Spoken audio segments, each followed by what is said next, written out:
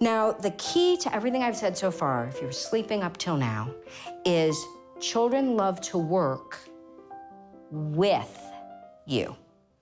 Children love to work with you. So saying to a child, go plow the back 40 and I'll see you in a couple of hours, that is never gonna happen. But if you say, look at, mommy works, daddy works. If you want to hang out with us, we work, so come work with us. I'm gonna do dishes now, or I'm gonna bake a pie, or I'm gonna clean a bathroom, or I'm gonna fold laundry, and you just keep giving your children increasing levels of responsibility.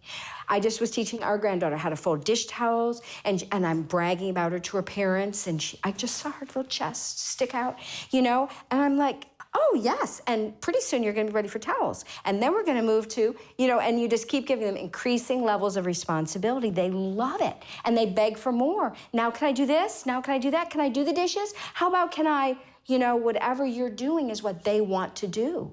Our work is their play.